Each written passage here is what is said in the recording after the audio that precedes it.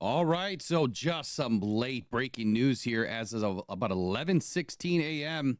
Myles Garrett requested a trade from the Cleveland Browns. I want to dive right into it right away. And let's see what this guy's talking about. That's not the guy I wanted to see, but here we go. Ian Rappaport breaking says reigning NFL Defensive Player of the Year and Browns star Myles Garrett has formally requested a trade. Now, Myles Garrett also decided to also pen a note, and we're going to read that note. He says, as a kid, dreaming of the NFL, all I focused on was the ultimate goal of winning a Super Bowl. And that goal fuels me today more now than ever. My love for the community of Northwest Ohio and the incredible fan base of the Cleveland Browns has made this one of the toughest decisions of my life. These past 8 years have shaped me into the man that I am today. While I've loved calling this city home, my desire to win and compete on the biggest stages won't allow me to be complacent. The goal was never to go from Cleveland to Canton. I'm sorry, the goal was never to go from Cleveland to Canton. It has always been to compete for and win a Super Bowl. I think that he misspoke here. I think that he probably should have said the goal was to go from Cleveland to Canton, right? I mean, he's in Cleveland now, so why wouldn't you want to go from Cleveland to Canton? So anyway, with that in mind, I requested to be traded from the Cleveland Browns. Now, I can't wait to see all the clickbait today. It's going to be a fun day. Myles Garrett to the Detroit Lions. This is something that I've been very adamant about, that it probably won't happen. But sometimes you just get a feeling, right, that maybe Brad Holmes will actually do something. Would he do something in this case? I think the bigger question is, what is Myles Garrett willing to do? Because I think that if he wants to land on a team that has a legitimate shot at a Super Bowl in 2025, who would those teams be? I guess give me your ideas in the chat. Who do you think that those teams would be? And I'm going to look something up, and that's why I'm asking. So, I mean, of course, you'd love to have the best defensive line as possible. Of course. We've gone over it so many times here that sacks are not always going to win you football games. Sacks are not going to win you championships. Matter of fact, this morning, when we went over it, we looked at the sack totals for the Chiefs and the Eagles, and they're like in the middle of the field. And so are the Lions. So there's no reason why the Lions sack totals this year couldn't have had them into the Super Bowl, just based on that simple comparison. But if you're talking about putting somebody like Myles Garrett, who's always been one of my favorite athletes, I mean, not just from an athlete on the field, but off the field. I mean, the dude is just a great dude. He really is. And when you look at the opportunity to have somebody like Zadarius Smith, who's been playing with Myles, right? And you know, Myles Garrett back on the same team together with Aiden. And the question is, we don't know when Aiden's really going to come back. We really don't. You know, there was all this fluff and talk and clickbait about Aiden coming back for a Super Bowl run. He wasn't ready. How do we know that Aiden's going to be the same player? We don't. So now you're looking at this from the potential, could this be Zadarius Smith and Myles Garrett on the field together if there was a complication with Aiden, which hopefully there is none. So for that fact, yes, we just don't know right now because we don't know the status of Aiden Hutchinson. Until we see him on the field, we just don't know. So for that reason alone, I am going to leave a door open that Brad Holmes would actually say F them picks. But then again, my question, what is Myles going to do? Myles is going to have to give up some money. Or the Browns are going to have to pay some. If Brad gave up a first-round pick, which it's going to take 2, it's probably going to take at least a first and a third, and maybe a second. You might get a first, a second, and a third between 25 and 26 for Myles Garrett. I think that could probably get it done, given the sizable contract that Myles Garrett has. I think it's going to take a lot. He's worth at least 2 firsts. But if somehow Brad Holmes is able to finagle this and say, look, man, you want me to pay this guy's salary. And his salary this year, actually, it's not that bad. It's $20 million. He's got a dead cap number of 36, but it's $20 million is his cap hit, and it's $20 million next year. So you're all in on $40 million. He's got a total cap hit of about 57 million. If you don't extend Aiden this year and you pick up his 5th-year option, which I think would be the best play, if you do not extend Aiden this year, you can make this happen. You can absolutely make this happen. That's the only way it makes any sense. You have to forego Aiden's extension. I don't think he's going to get it anyway because he's injured. And I think the Lions need to see something out of the guy to make sure that he's healthy again. But you could make it happen. And now you have an insurance policy for Aiden, and you've really beefed up the other side when Aiden comes back in 2025, when he comes back, because he's coming back. So I'm going to leave this out there that this could happen. And it kind of makes sense now when you look at it. Hey, you don't sign Aiden to an extension. You pick up the 5th, and you say, get back, buddy, get healthy. If you're healthy before, the season starts, maybe we get a deal done. But it's just one season. You know that if you go and play, you're getting paid.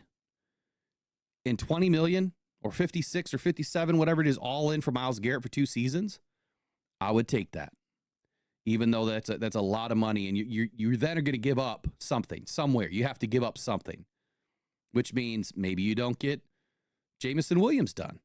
Now, technically, he doesn't have any guarantees. I still believe he has a 5th-year option. You could do whatever you want with JMO. You could pick up his 5th. It's like $15 million. It's not terrible. Then you could still get this done. Brad has always found a way to use all of our cap and then replenish it with the same amount or more every year that he started with pre-draft.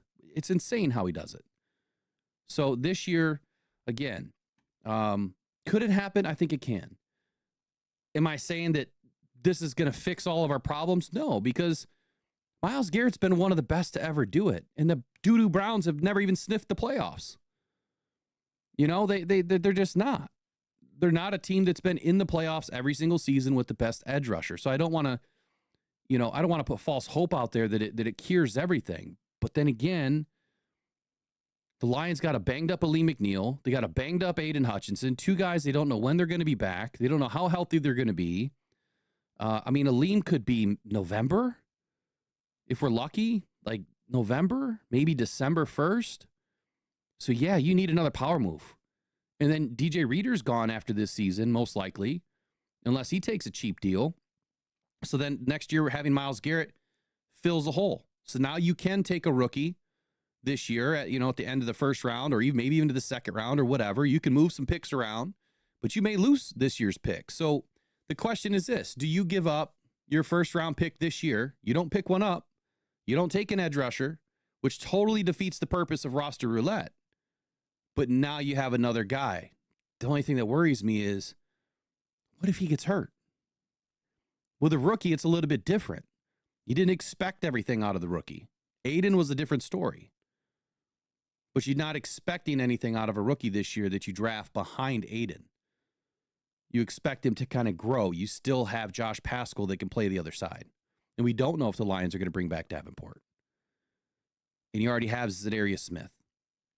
So I think that we're in good shape there, but man, this could really happen. The more and more I look at it, it could really, the Lions have a possibility in this. I'm not going to say they don't. I'm not going to say that I'm going against my thing here of F them picks, because I don't think that Brad ever would. But now that Myles requested the trade, I think that changes things a little bit. Because now you've got to sit back as the Browns owner and you've got to tell yourself, this dude don't want to be here. Now we have to take what we can get. I mean, would he just sit himself out and not play? I don't know. So you kind of have to take what you can get for this guy. But this would be a pretty incredible, defensive line. I mean, you got Z Smith. You could trade Z Smith if you needed to. I don't think that would be a good idea. I think that at his rate, you got to keep him around. You have to. Let me see if I can pull this in here. We'll take a look at his cap right here.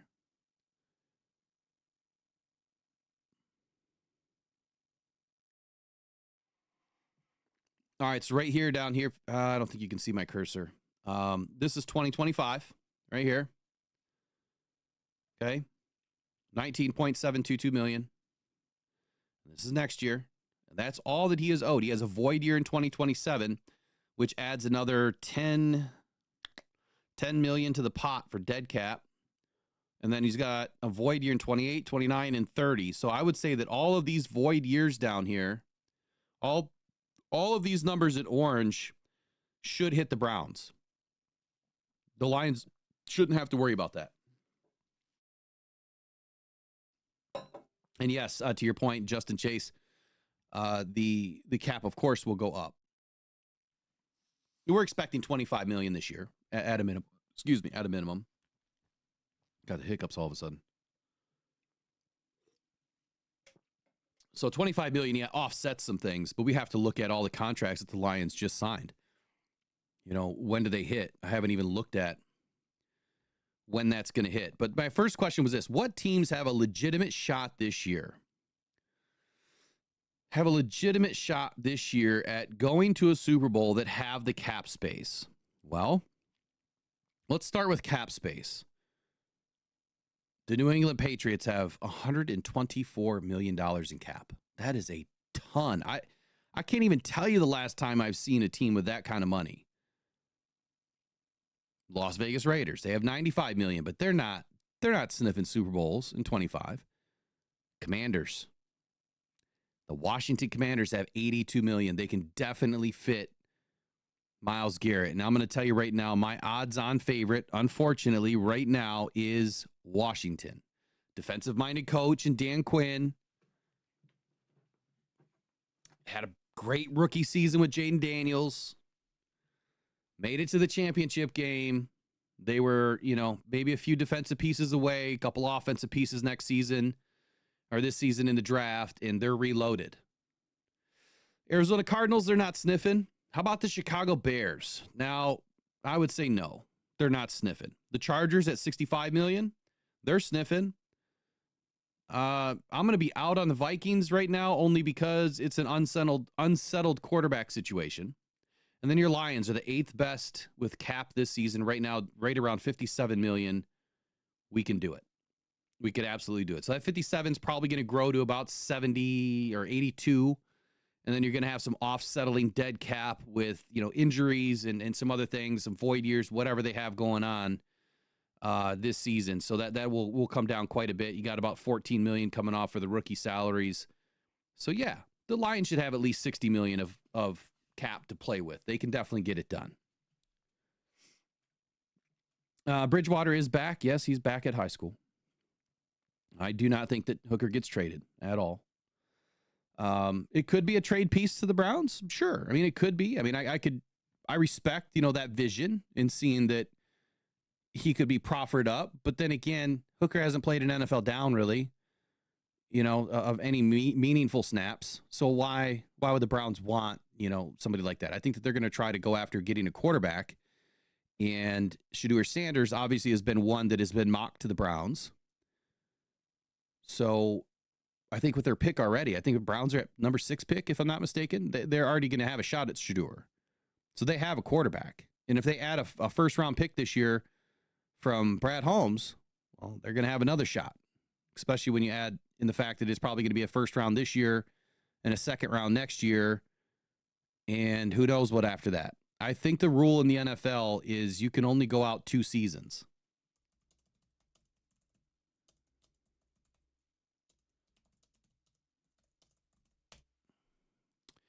So future draft picks in the NFL.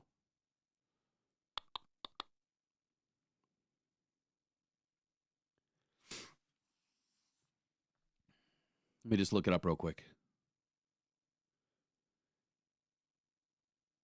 Future draft picks in the NFL. Well, it's not telling me quick enough there.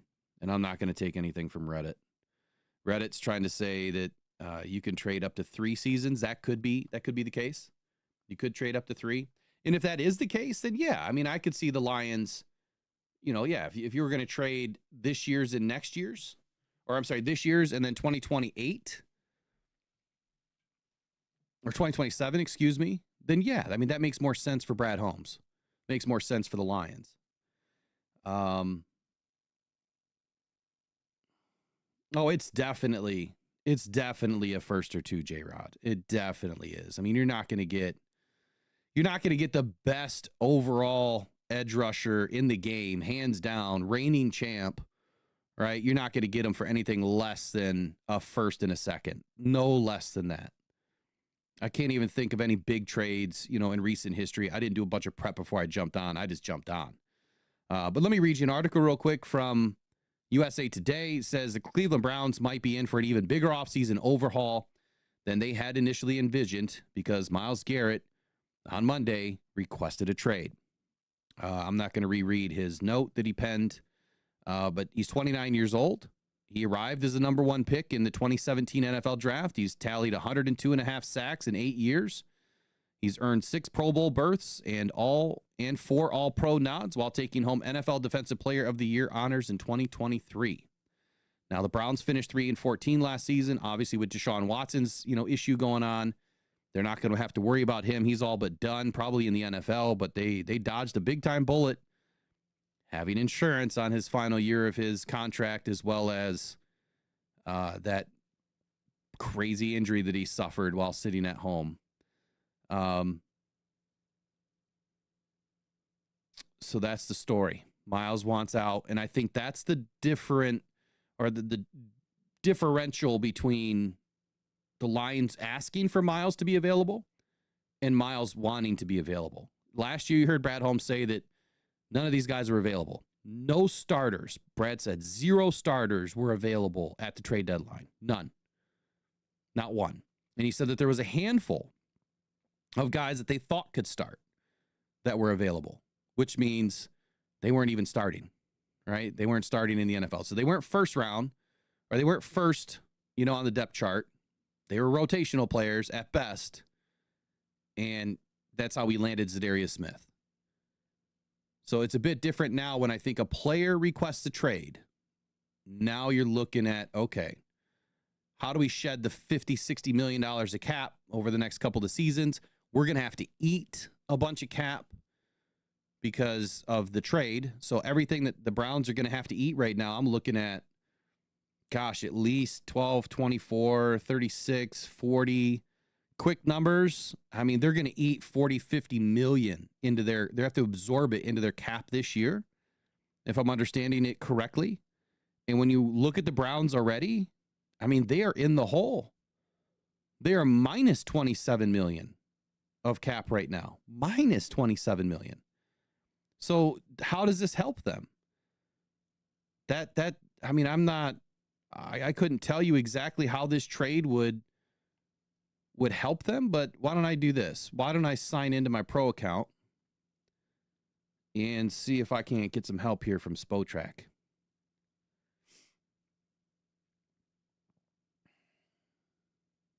Yeah, Cleveland probably should have done something last year. To your point, Bob W. Probably should have done something last year. But Myles Garrett joining the Detroit Lions. So I want to be very clear. I'm not changing my method of Brad's going to F them picks. Because you definitely have to F them picks if you're trying to request a trade. Myles wants out. That changes everything. If Aiden is not signed to an extension this year, that changes everything. Because now you're not front loading a big sign-on bonus. That can now be turned into a new contract or absorbing a contract for a player like Myles Garrett. I think Aiden, understanding who he is, I think that Aiden would probably want to say, look, I'll wait a year. I know where I belong. I know who I am. I know how much I'm worth. I'm injured. It doesn't make sense to sign me right now to an extension. Let's go get somebody to help us win a ship. That's where I think it changes. But by no means am I going to change my tune that this is going to change, right? It's going to change. I'm not going to change my tune. What do you mean by that's the biggest Lions hat you've ever seen? It's about this one? Yeah, it's tall, isn't it? It's tall. I got a small head, I guess. I don't know. It's tall. So anyway, let me see if I can manage this contract here and try to manage the Browns cap and see what happens. So I'm going to go ahead and trade him right now, June 1st. Well, it says if I were to trade him pre-June 1st, it would be better to trade him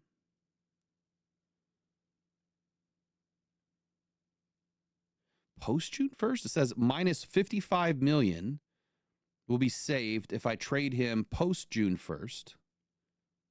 And if I go, I'm sorry, pre-June 1st, if I go post June 1st, 37 million would be saved. I'm not sure what this is trying to tell me. It's kind of weird the way that they put it. So here's what happens. Cap hit for the Browns would be 1.25 million in 25, 1.3 million in 26. They'd have a total cap hit of $75 million in 2025 as dead money. Now, they can then take that dead money, and I think that they can push it out over 3 seasons, which would be $25 million a season over the next 3 seasons. Let me see if I can take this a step further. I just want to see how this could even get done. Like, I don't even know how they can manage this. All right, so we're going to trade him real quick. I'm going to simulate just a trade, quick trade. And where did he go? He just disappeared. I didn't even get to see anything. Let me do that again. That didn't make any sense. This pro account with Spotrack's different. I haven't used it before. It's new to me. So, I guess, what are your thoughts in the comments below? Obviously, in the chat. I mean, what are you guys thinking here? I mean, I know a lot of you would love to have Myles Garrett. I know a lot of people that, been screaming about pass rush and edge and this, that, and the other thing. And, look, this is the only way it happens. Like, this is the only way that the Lions bring in a big-name player is because Myles Garrett just requested a trade. These guys are not available any other way. And when they're not available, you can't trade for them. And these guys don't grow on trees either. It's not like there's a bunch of these guys hitting the market. There's not a bunch of these guys coming up through college. This is one of the rarest positions, in my opinion, in the NFL. It is the edge rusher. They just don't grow on trees. I don't know how to say it another way. They just don't. Okay, so if I were to assign and apply a post-June 1st release, then that does help. It looks like it does help the Browns. Now, if I do a quick trade, they get a dead cap hit of $36 million no matter what. If I were to release them, it'd be a $36 million hit.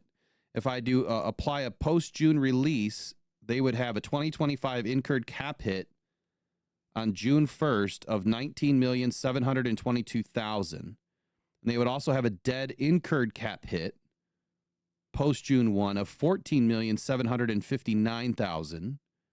And so combined, that's the $36 million. I don't know how they're going to be able to do this. I really don't. And I can't tell you that I definitely can't tell you everything about their trade scenarios right now and how this works out for their cap. Interesting. I'll spend some more time on this. But anyway, that's your breaking news for today. Myles Garrett's on the move. It's somewhere, sometime soon, hopefully, to the Detroit Lions. If this is a player that you guys are interested in, I would say that this would serve the Lions for a few different reasons. Number one, we don't know what's going on with Aiden. Number two, we don't know what's going on with Aleem and how soon they're going to be back. And this does give the Lions a formidable defensive front. I mean, Myles Garrett is clearly the best to ever do it. He's always been a producer. And if you put him on a team like the Lions have right now that have really good secondary, we need some help in the linebacker room. And Brad can focus on those positions by pulling off this trade. He can then refocus and not have to worry about another edge rusher for 2 seasons.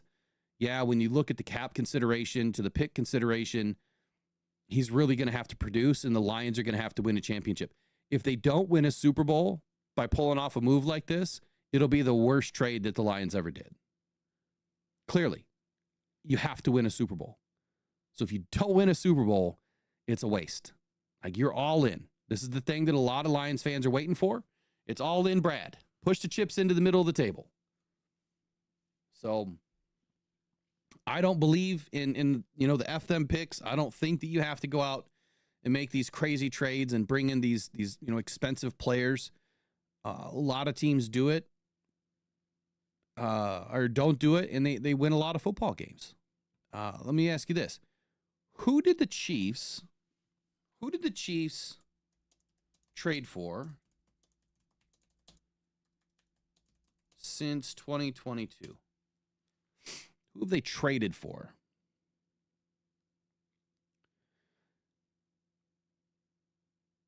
Any big name players that they've traded for?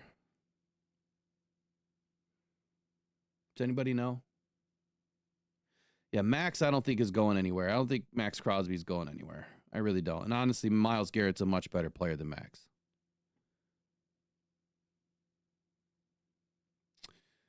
I mean, just looking at, let me go back to 2023 and let's go to March. Let's go to March. And nobody. There's not one person in their March transactions. In April, nobody. In May, that's usually when a lot of transactions happen, is May. I see a lot of waivers. I don't see a whole lot of signs. A lot of waivers. June, nothing. And this was 2020. This was 2023. Let's look at 2024. 2024, the Chiefs traded for. So it just says signed, signed, signed. It doesn't say traded. I don't know why. Released, waived. I don't see anybody. I mean, they re-signed, Travis Kelce. They signed Mike Dana. Mike Caliendo, they signed. Clyde Edwards-Helaire, they signed. Carson Wentz, they signed in April. They traded L'Jarius Sneed this season. So, I mean, they traded away the best corner, one of the best corners. They didn't bring another one in. They signed Marquise Brown, if you think that was a good deal, a good player to bring in. I mean, he used to be. They have not traded for anybody significant that even comes to mind. And based on all of these transactions, I don't see anyone that they've traded for as a big significant sign since 2023. Go back to 2022. Again, and I did this segment a long time ago, that if you go back and look at who the Chiefs brought in, it was largely through draft. I mean, Chris Jones is somebody they drafted. Patrick Mahomes, somebody they drafted. A lot of the guys on their championship team is over 80% of their draft picks that are on their squad. Over 80% of their team is draft picks. They're not bringing in guys. Now, I couldn't say the same about the Eagles. I don't really know who the Eagles have brought in as far as big name free agents on the defense. I just don't think that you get a lot of movement on your team. I don't think the needle really moves a whole lot just by bringing in, a big name free agent. I've never really seen it. So let's see here. Dylan Montroy. Yeah, the Browns said that they don't want to trade him, but Myles Garrett's requested the trade. So now what do you do? What do you do? You're not going to sit, as an ownership of a team and just let him hold out. He could hold out. He absolutely can hold out. So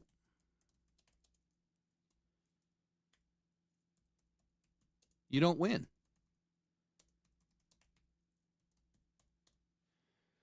He could hold out and just say, "Hey, I'm not playing, and I'll forego my, my salary. I'd rather lose millions of dollars than to play for this team." But yeah, according to the Browns general manager, their blunt response to Myles Garrett trade resurfaces, and they go through the whole thing of his note that he penned talking about being in Cleveland and wanting to win a Super Bowl. And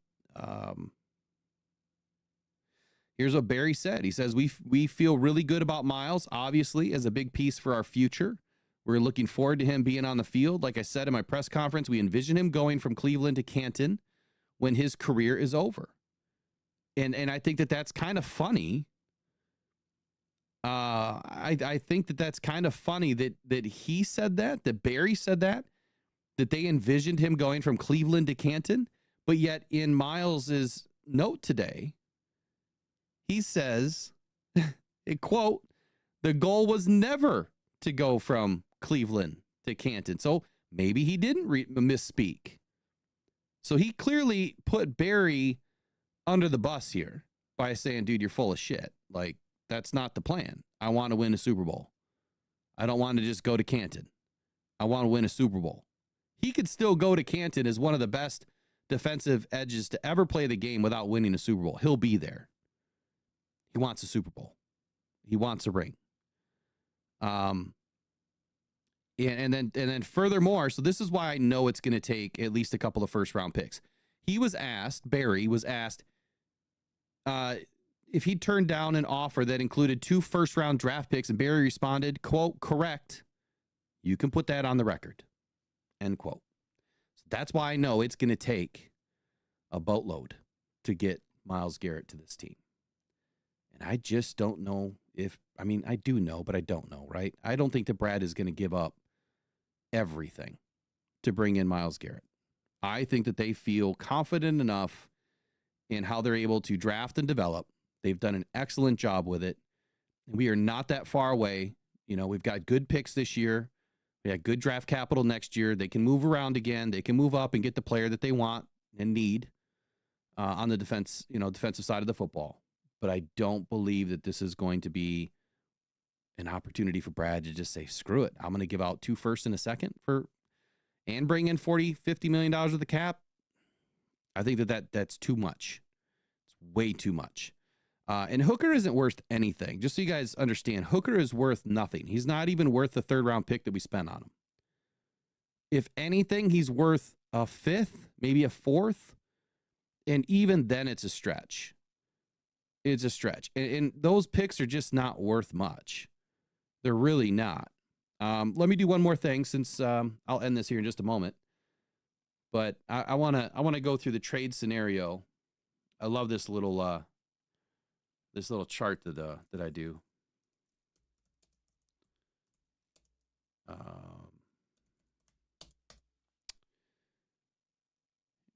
is it?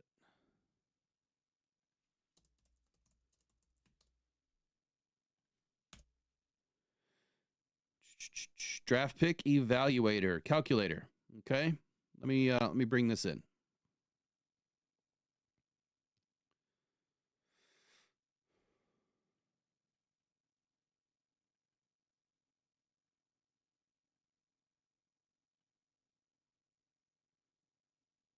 Okay. You should still be able to hear and see me, or not see me, but at least hear me.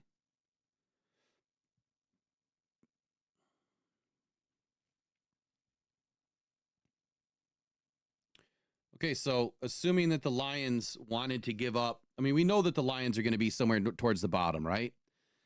So if we're going to give up this year's 28th, or 28th, that's where we're at, right? 28. Let's just call it 28. Well, let's say next year we give up 32 because we have to win a Super Bowl this year. That's 1,676 points. If Hooker is worth, okay, let's just say he's worth the 3rd, 96. It went up a whole 200 points. It's not a ton of draft capital, but he's realistically worth nothing better than 120. And so now it goes down about 100 points. So even 2 firsts and a fourth, you're looking at, let's see, 30, 60, 90, 120, be 128. You're looking at 1,750 points to bring in Myles Garrett. That's what it's going to cost the Lions at a minimum. That's what it would cost the Lions. 2 first and a third. All right, so let's say it's a first, a second, and a fourth, which not happening. I mean, he turned down 2 first. Why would he take a first and a second? That's why I don't see it. I don't see it being any less than this. Period. So when we consider how much these picks are worth, I think that's where we need to, figure out, like, okay, what is Hooker really worth? Okay, what is he really worth? And a 4th round pick is worth 72 points. A 3rd round pick is worth 197 points. So there's a big jump. If you're going to put a 3rd round pick value on Hendon Hooker, you would think that he's played some downs in the NFL. Look at what some of these other quarterbacks in the league have been traded for. 6th, 7th round picks to move off of some of these quarterbacks that have played a lot of downs in the NFL. Hooker's not worth that. I'm not arguing with you. I'm just pointing out the facts. And I don't think the Lions are going to be in a position to get rid of their backup quarterback. We don't have Teddy. He's coaching football. Matter of fact, I think he's back there as of February 10th. I think he's on vacation right now. And then he's back in Florida coaching up his team. He will only come back to play football at the end of December. That's really it. Good point. Bob W. says Hooker is worth more to us than trading him, and I think that is a very fair and correct point. I firmly believe in that. We contacted BJ Hill. Yeah, probably not. I'll be honest. I will put out a clickbait video or something later, but I'm going to tell you guys all again. Nobody knows who Brad Holmes is talking to. There's literally nothing going on right now. Not a whole. I mean, Brad's always working.